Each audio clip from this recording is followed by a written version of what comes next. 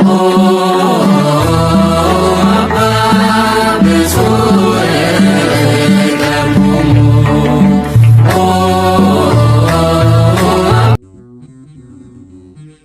ልጅ ችግር ለማየት የማይደፍረው የብፁዕ አባታችን ልብ ከተቸገሩት ጋር ተቸግረው ተስፋና መጽናናትን እየቸሩ ለዘመናት ዘልቀዋል።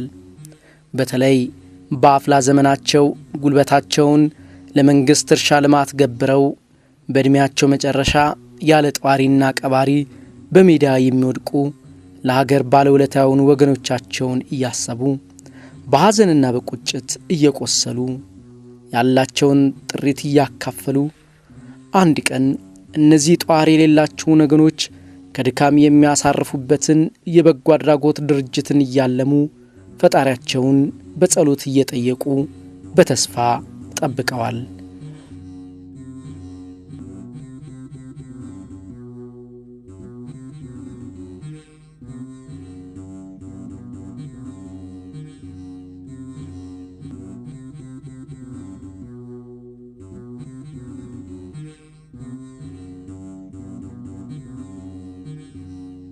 በፊት መንግስት እርሻ በደርግ ጊዜ የመንግስት እርሻ ውስጥ የትራክተር ኦፕሬተር ነበርኩ። ያው ሲበተን ስራ ፈተን ተቀምጠን ገዋኔ ይባላል። እዛ ስራ ፈተን እንደተቀመጥ ኢንቨስተሮች መጡ። እነዛ ኢንቨስተሮች ሲመጡ እንደገና ኢንቨስተሮቹ ጋር ተቀጠር። ኢንቨስተሮቹ ጋር 18 ዓመት ተቀመጥኩኝ። አሁን የዛሬ 2 ዓመት ጉልበት ደክሟል። አሁን እንግዲህ ወዲያ ተሯሩጠ መስራታችንን በቃ ብለው በ18 ዓመት ያሰናበቱኝ። ያው ስራ ፈትቼ ቁጭ ብዬ ሳለሁ ያው እንደገና ያው ጉልበትም ደክሟል። ሌላ ቦታም ደግሞ ስራ ፈልጎ ለመቀጠር ሽማግሌ ነኝ፣ አቅሜን እያዩ አይቀጥሩኝም። ሙያውም ቢኖር አይቀጥሩኝም፣ ሰውነቴ ስለሸመገለ። መከላከያ ላይ እንጀራ ስንጋግር ወጥ ስንሰራ ያኔ ሶማሌ የተደመሰሰ ጊዜ ያን ጊዜ ምሰራ የነበረ 6ኛ ሻለቃ ጦር ሰራ ነበር። አሁን እዛ ስንሰራት አለ ሶማሌ የደመሰሰን ጊዜ ያን ጊዜ ወጣን። ከዛም ወጣን መጣን። መጠለያ አዲስ አበባ አሰፈሩ። ከዛ እነዛ የፊቶቹ በቃ ተበታተኑ በየቦታው። አሁን አዲስ ጦር ደግሞ ተቀጠረ። አዲስ ጦር ሲቀጠር መጠለያ ታለን። አሁን እዚህ አዋሽ 40 ይዘውን መጡ። 42ኛ የሚባሉ ጦር ሰራዊቶች አዲስ። አሁን ከነሱ ጋር እያለሁ ይዞኝ ደግሞ ወደ አስመራ ወሰዱ። አስመራ እዛ ስናገለግል ስንቆይ አቃተኝ። በቃ ምንም ነገር የለም፣ ማስታወሻ ነገር የለም። ምንም ሸኝ። እንጨት ነበርም ሰብረው ጫካ። አሁን መልካሰዲ ይባላል የምኖርበት እርሻ ልማት ነበር። አሁን በቃ ጉልበቴ ሲደክምና እኔ ሲያመኝ ድርጅቱ ስራ አትችልም አለና አባረሩኝ።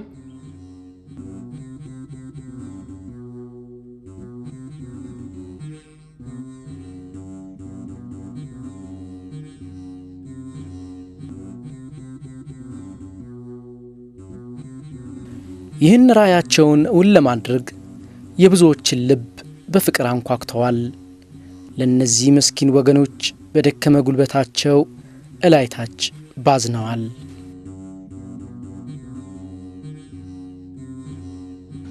እዚህ አሁን አቶ ኢብራሂም ይባላል። ከስር ያሳደጉት የአፋር ብሔረሰብ ተወላጅ ነው። ዛሬ በዚህ በወረዳ አስተዳደር ደረጃ የደረሰ ሰው ነውና ለዚህ ደረጃ የደረሰ ነው። አናግረው ያሉትንም ብዙዎቹ በዚህ በቀበሌ መስተዳደር ያሉ አፋሮች በልጅነታቸው የሚያውቋቸው እነሱ የሚያውቋቸው ናቸው። በአባትነታቸው ተማምነው ይሄን ቦታ ለእርሻ የሚሆን ቦታም ሰጥተዋቸዋል። ይሄም ወደ 5445 የሚሆን ካሬ ለዚህ መስሪያ ያንድ ያስተማሩት መሐንዲስ በኢብራሂም አማካይነት መሐንዲሱም ያን ሰርቶ እንግዲህ ይሄን ቦታ ይዟል።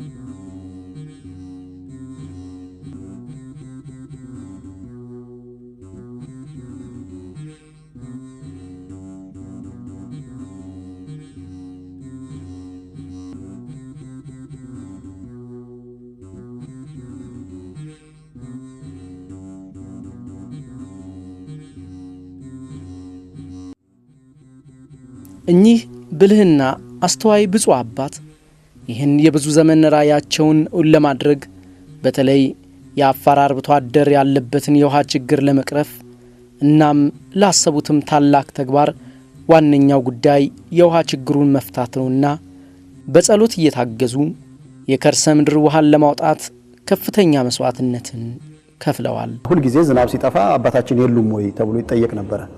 ስለዚህ ያንን ያዩ ነበርና አባታችን ለአርብቶ አደሩ ውሃ ከርሰ ምድር ውሃ ማውጣት አርብቶ አደሩን መርዳት ይፈልጉ ነበር።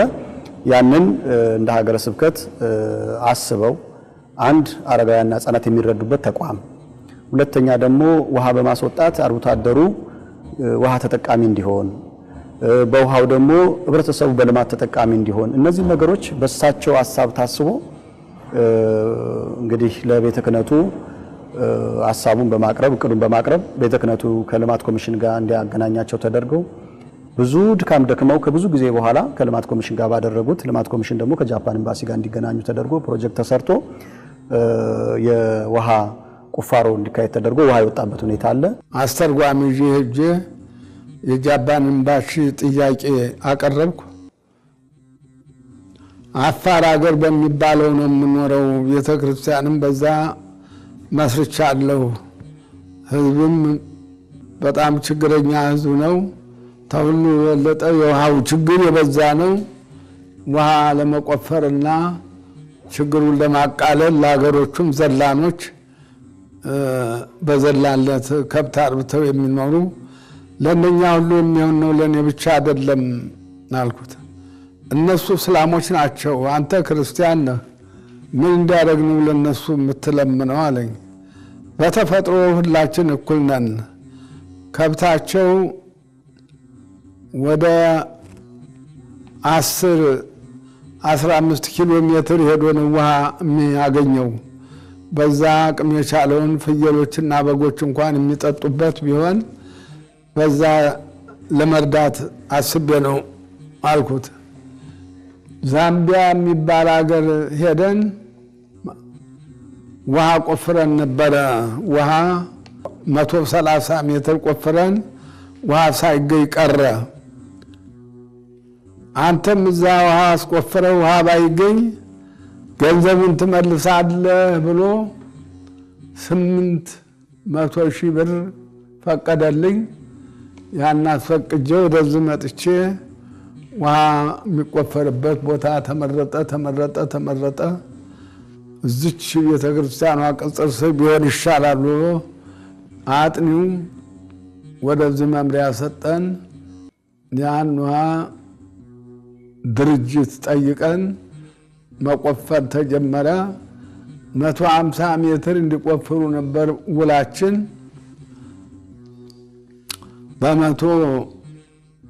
በ127 ሜትር በቂ ውሃ ተገኘ። ውላችን 150 ሜትር እንዲቆፈር ነው፣ አይቋረጥብኝ ብዬ ቆፋሪዎቹን ጠየቅኩ።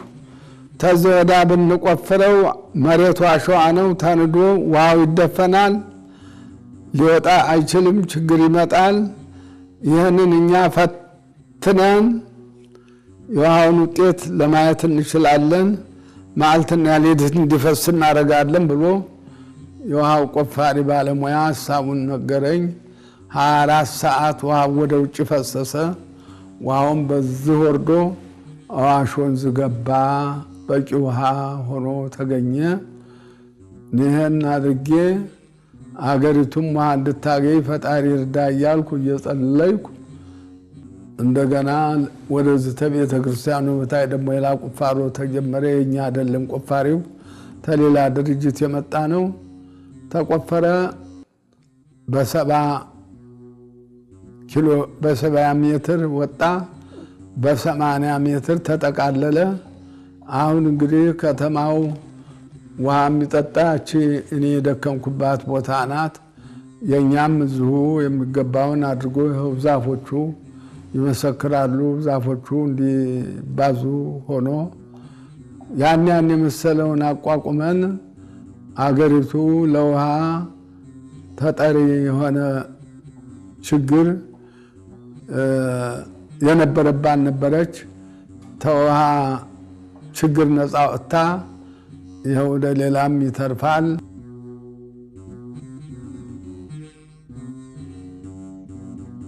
አባታችን ይሄን ውሃ በጸሎታቸው ነው ያወጡት። እኔ ስለ ውሃው ብዙ ልነግርህ ብዬ ነው እንጂ ውሃው አልቅሰዋል።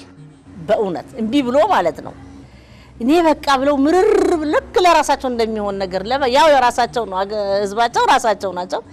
ምርር ብሎ አልወጣ ብሎ ውሃው ማለት ነው። በቃ እኔ ስንት እንደሆነ ወርታች በቃ እምቢ ብሎ እምቢ ያለ ተብሎ ጸሎቱ ሲደረግ ምን ሲደረግ የፈለቀለታ በስማ እኔ አላቅም እንዴት እንደተደሰቱ። ብፁዕ አባታችን ለአፋር ማህበረሰብ የውሃ ችግሩን በመቅረፍ እፎይታን በመቸር ቀድሞ ችግረኞችንና አረጋውያንን የማገዝ ህልማቸውን ለማሳካት በጎ አድራጊ ምዕመናንንና ማህበራትን በማስተባበር ይህንን የአዋሽ አርባ አረጋውያንና ችግረኞች መርጃ ድርጅትን ለማቋቋም በክተዋል።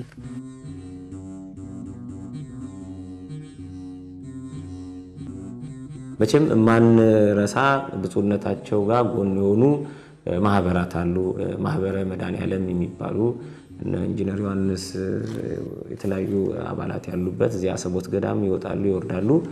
እነሱ አባላት በጣም አባታችን ጋርም ግንኙነት ስለነበረ ቦታውንም አይተው ያለውን ነገር ተነጋግረው የዚች ቤት መሰረት እንዲሆን ሆኗል። መቼም ያው ታሪክ ነውና አሰቦት ገዳም ላይ ለተክሊል ያደረጉላቸው የጀማልሽ እና ባለቤታቸውም አርኪቴክቸር ነበሩ። በዛ ጊዜ አርኪቴክት ስራም እንዲሰራላቸው ጠይቀው የአርኪቴክት ስራም ሰርቶላቸዋል። ብዙ እንደው ሙሉ ነበር የተሟላ ነበር። ያን ወደ ተግባር ለማምጣት እነዚህ ማህበረ መድኃኔዓለም ጠቅላይ ቤተ ክህነት ከአፋር ሀገረ ስብከት እንዳለ ሰራተኛ እነሱም ሆኖ የመጀመሪያ የመሰረቱ ስራ ይሄ መሬት ላይ እንዲወርድ ሆነ። ከዛ በኋላ ማህበረ ገብርኤል ማህበረ አሁን ጽዮን የሚባሉ ማህበራት በተለያዩ ጊዜ እየመጡ ይሄን ቤት ብፁዕነታቸው በተለያዩ ማህበረሰብ ያስተባብሩ ያመጡ እዚህ ድረስ እንዲጎበኝ እየተደረገ ይሄ ቤት ፍጻሜ እንዲደርስ ሆኗል። እነዚህ እናቶች ኃይሉ ስለሺ አበመቆየት የሚባሉም እዚህ ሀገር ነዋሪዎች መርጌታ የሚባሉ አሉ። እንደዚህ ሆነው ተባብረው ይሄ ቤት ዛሬ ፍጻሜ እንዲሆኑ ከዛም በኋላም 7 ክፍሎች ያንሳሉ ሲባል 7 ክፍሎች በዛ በኩል ያለው 7 ክፍሎች እንዲታነጹ ካላቸው ከግላቸው ኪስ እያመጡ ከደሞዛቸው እያደረጉ ያን በኃላፊነት ሆነን 7ቱ ክፍል እንዲታነጽ ሽንት ቤት ሻወር አልነበረውም ያ ነገር እንዲካተትና ወደ ተግባር እንዲሆን እንግዲህ ጎን ለጎን ይሄን እየተሰራ ወደ ተግባር ስራ መስራት አለበት መግባት አለበት። ይሄ ነገር ሁሌ ሐሳቦት ሆኖ መቅረት የለበትም የሚለውን ከፍተኛ የሐሳብ ጫናም እየተፈጠረ እሳቸውም እንደው ምን ይሆናል እንዴት ይደረጋል እየተባለም ወደዚህ እንዲመጡ ነው። እንግዲህ ማህበረ ገብርኤል የሚባል ወደ 50 አልጋዎች ፍራሾች የተለያዩ ባለ ተስፋዎች እዚህም አንድ መታራ እናት አሉ የካሳይ ሆቴል ባለቤት ይሄ ውስጡ ያለውን እቃዎች እንዲገዙ ይሄ ተዘርዝሮ ማያልቅ መከላከያም እንደ የተለያዩ እቃዎችን በማሟላት ይሄ ስራ ወደ ተግባር የሚሄድበትን ነገሮች ተሳኩ ማለት ነው።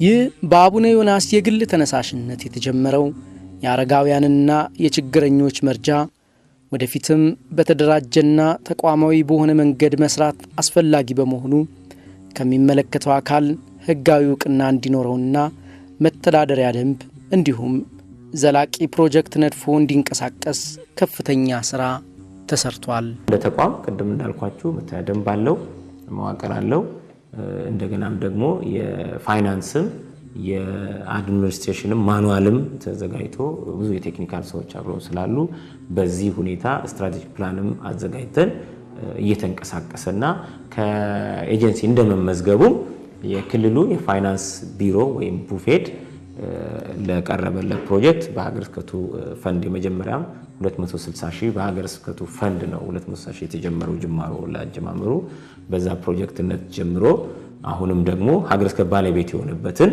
የተለያዩ ፈንድ ፕሮጀክት አጸድቀን በሱ ሁኔታ ሪፖርቱም እየቀረበ የሰራተኛና ማህበራዊ ቢሮም በእናትነት የሚከታተለው ሆኖ ነው ያለው። በአሁን ሰዓት ከአሚባራ ፈንታሌና ገዋኔ ወረዳዎች እንዲሁም ከአዋሽ ከተማ መስተዳደር የሰራተኛና ማህበራዊ ጉዳይ ከአብያተ ክርስቲያናትና ከመስጊዶች በተመረጡ ደጋፊ የሌላቸው 30 አረጋውያን በተቋሙ መጠለያ ውስጥ በምግብ በአልባሳትና በሕክምና እየተረዱ ይገኛሉ።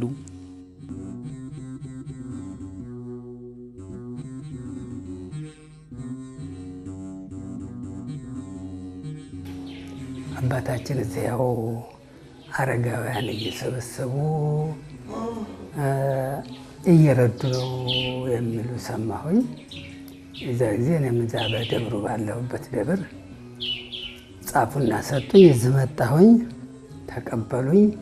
ይኸው ከመጣሁ አንስቼ እስካሁን ይኸው ልብሳችን ይኸው አንሶላ፣ ብርድ ልብሱ ሁሉ አልጋውም ልብሳችንም ይታጠባል በሳምንት ያው እየተንከባከቡን እስካሁን ድረስ ያዋለን። ኑሮማ ጥሩ ነው።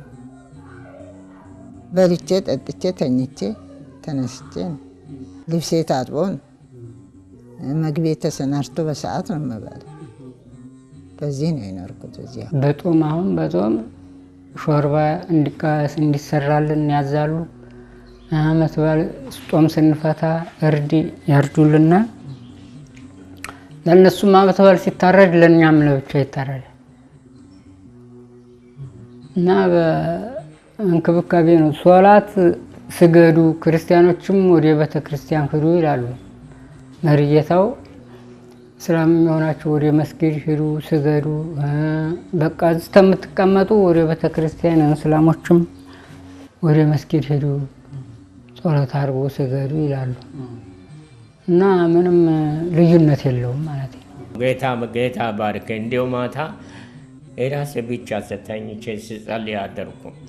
ይህን አገሩን ሰላም ያደርግልኝ ጌታ፣ ኢትዮጵያ ሰላም ያደርግልኝ። ይህን የፈጠርሙ እንደዛ ያደርጉት ጌታ አንተ ባረካቸው፣ እድማቸው ይቆይ ብዬ ስጸልይ አደርኩ። ሰራተኞቹን አደራችሁን እነዚህ እንዲሆች ሰብስቤ እንዳትበድሉብኝ አደራ። ጤፍ እንኳን ማን ነው የሚያበጥረው አሉ። እዛው ወፍጮ የሚፈጨው ነው የሚያበጥረው አለችው። እቺ ቢሮ የምትሰራለች እንዴ ሲያንጡ እንጀራውን ልቅመሰው አሉ። ቀመሱ። ይሄ እንጀራ ቀጭ ይላል። ተጠራቅሞ ደግሞ ሽንታቸውን ተዘጋብኝ። እኔ እነዚህ ድሆች በሰማይ ቤትም እያዛለሁኝ ሕግም ያስጠይቀኛል። በሉ ሰራተኞች የሚያበጥሩ ፈልጉና ከፍላለሁኝ የሚያበጥሩ አንጡልኝ አሉ። 3 ሴቶች ያመጡ አበጥሩ። በእንክብካቤ አደራችሁን እነዚህ አይን የሌላቸው መራመድ ያቃታቸው ወቅት ላፊ እንዳታመሹ በጊዜ የሰጣቸዋቸው ራት በየምኝታቸው ይላሉ። ልብሳችንን በወቅቱ ያሳጥባሉ። አጣቢ ያለ ቤትንም ሽንት ቤትንም በቃ የሚያጠዳ ደግሞ ለብቻ አለ። ለእኛም ምግብ የምታቀርብ አለች። እንክብካቤ ነው።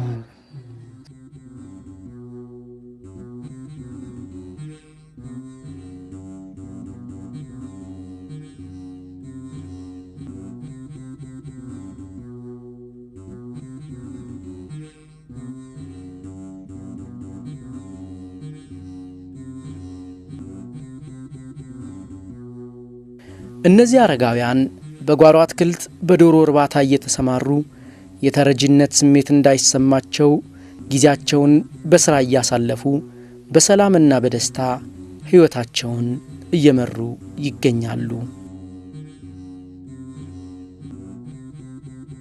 እነኚህን አረጋውያንን ማንሳት ትልቅ ዜግነት ግዴታ ነው። በዚህም መላው ክርስቲያን እስላሙ ሊደግፋቸው ይገባል፣ ሊደግፉ ይገባል፣ በዚህ ሊረዱ ይገባል። ሄደዋል፣ ለፍተዋል። አንድ ምሳሌ ልንገራችሁ። እኔ እሳቸው በሀገረ ስብከት ደረጃ አንድ የወደቀች መኪና ነው ያላቸው፣ አይታችሁ እንደሆነ በእሳች መኪና አሁን እሳቸው በዚህ ወገባቸው ሄደው በዚህ እድሜያቸው 200 ኪሎ ሜትር ሰሜን ሸዋ ምንድነው እዚህ በረት ሄደው ሲመጡ አገኘኋቸው። እኔ መንገድ ላይ የት ነው ከየት መጡ መንገድ አባቴ ያልኳቸው፣ እዛ ላሉ ልጆች እኮ ጤፍ ልለምን ሄድኩት አሉኝ፣ ገበሬው ጋር። እንግዲህ ተመልከቱ፣ ያ መንገድ እኔ ስለማውቀው አታውቁትም አንተ፣ ለበቅሎ የተሰራ መንገድ ነው ይሄ። ወደ በረሃት የሚባለው መንገድ የለውም። ወገባቸውን እንኳን እንደዚህ ያልተመቸ መኪና ቀርቶ እሳቸው እድሜ ፈጣሪ ነው አድሷቸው የመጣው። 5 ኩንታልና 10 ኩንታል ነው ይዘው የመጡት። 10 ኩንታል ቀይ ጤፍ። እንግዲህ ይሄ እንግዲህ ምን ያክል ስብዕና ነው ሊነገር ትርጉም የማይሰጠው። እኔ ካየኋቸው 10 ኩንታል ጤፍ አንድ የሀገረ ስብከት ጳጳስ ሄደው ገበሬው ጋር ለምኖ እዛ ልጆች አሉኝ ብሎ እነኝን የምታዩቸው ሰዎች ለማዳት። ስለዚህ በዚህ በኩልም ያቋቋሙት ድርጅት በጣም ሊደገፍ ይገባል የሚል መልእክት አለኝ እኔ። ምክንያቱም ይሄን የእሳቸውን ታሪክ የሚያይ ሰው ሁሉ እውነቱን አውቆ እንዲሄድ ስለፈለኩ ነው። ሌላው ይህንን ሲያቋቁሙ እሳቸው እዚህ ጠርተውን ብዙ ሕዝብ ባለበት ቦታ ላይ የሚታወቀው እሳቸው የሚጠበቀው በሌላ ደረጃ ነው። እኔ የእስልምና እምነት ተከታይ ነኝ። እሳቸው መርጠውኝ እዚህ ለዚህ ለአዋሽ አርባ አረጋውያን ማህበር አምባሳደር አድርገው አጩኝ። እዚህ ጋር ነች ታሪካዊ ነገር የተፈጸመችው። ያኔ ለብዙዎቹ አስደንጋጭ ነገር ነበር። እሳቸው አንደኛው ምንድነው አልተጠበቀም። ይሄ ምናልባት አንዳንድ ሰዎች ይሄ አረጋውያንን ማሰባሰብ ወይ ኦርቶዶክስን ያዘ የሚመስላቸው ሰዎች ሊኖሩ ይችሉ ነበረ፣ ወይ እስልምናውን የሚቃወሙ ሊኖሩ ይችሉ ነበር። ይሄ ስለነበረ እኔ እዚህ ቦታ ላይ እዛ ምናምን መሀከል ላይ ጠርቶኝ አምባሳደር አድርጎኝ ሲሾሙኝ ምናልባት ህዝበ ክርስቲያኑ ያኔ እዚህ የነበረው ምን አይነት ግርምት ውስጥ እንደገባ ፈጣሪ ይወቀው። ስለዚህ ከዚህ አንፃር ስራቸው ጥሩ መሰረት አለው። ይህን ሁሉ መሰረት በእሳቸው አሁን የምታዩት ነገር በእሳቸው ነው የተሰራቸው። የኛ ገና 5 ሳንቲም ያክል ጠብ አላደረግንበትም፣ ገና ነው። ወደፊት እንግዲህ የሚሆነውን ነገር አናውቅም። ስለዚህ ይሄ ትልቅ ነገር ነው።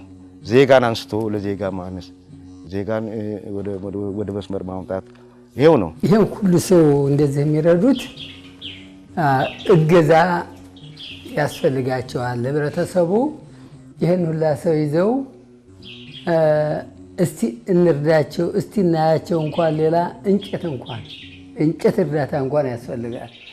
እንጨት ይሄ አካባቢው እንውሰድላቸው፣ እናድርስላቸው። ይሄን ሁላ ሰው በምን እንጨት ተገዝቶ አያዋጣም፣ እኛ ባለን አቅም እንርዳቸው ብለው ህብረተሰቡ በእውነት ይሄንን እገዛ ቢያደርግ፣ አንዳንድ ድርጅትም ደግሞ እዚሁ በሚጠየቅ ጊዜ ፈቃደኛ ሆኖ በጎ ሆኖ ቢረዳቸው እኛንም ደግሞ በደንብ አስደስተው ይዙናል እና ማንም ሰው ሰብአዊ መብት ይህን ሁሉ እንደዚህ ተንከባክበው ሲይዙ ለእሳቸው ደግሞ ተየት ያመጡታል። እሳቸውም እርዳታ ያስፈልጋቸዋል። ህብረተሰቡ ወይም ተመንግስትም ይሁን ወይም ተውጭ ድርጅት እርዳታ እንዲደረግላቸው መቼም እመኛለሁኝ። ብፁዕ አባታችን ከመንፈሳዊ አገልግሎቱ ባሻገር ለአካባቢው የልማትና የበጎ አድራጎት ሥራ አርበኛ በመሆናቸው የበጎ ሰው ሽልማት ያገኙ ሲሆን ዛሬም ከችግረኞች ጋር እየተቸገሩ ስለ ሀገር ሰላምና ፍቅር እየጸለዩ የአፋር በረሃን ተቋቁመው እንደ ኮከብ እያበሩ ፈጣሪን በጸሎት እየለመኑ ወገኖቻቸውን ከመሬት እያነሱ እያጽናኑ ይኖራሉ።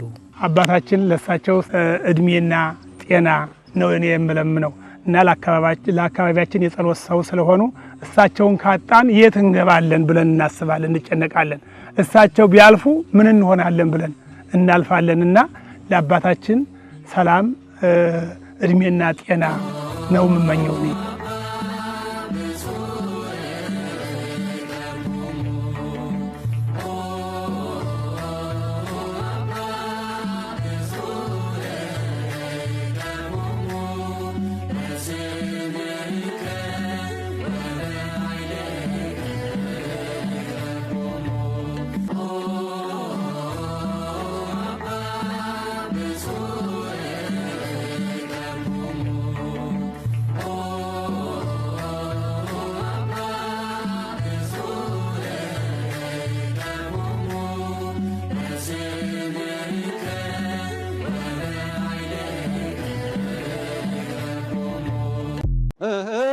ባርከኒ አባ ለወልድከ ዝክሪ ባርከኒ አባ ለወልድከ ዝክሪ እስመ ልማዱ ውእቱ ለጳጳስ ቡራኬ እስመ ልማዱ